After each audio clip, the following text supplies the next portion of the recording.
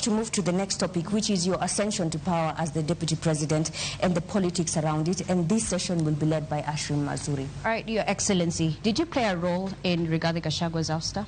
No.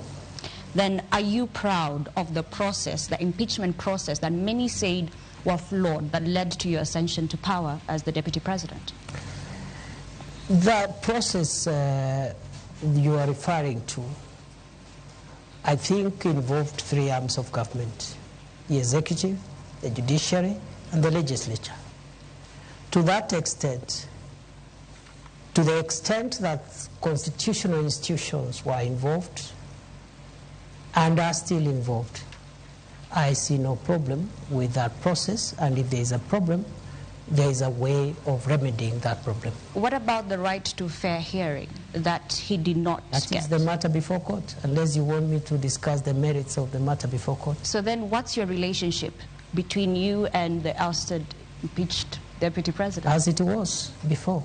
Are you friends or not?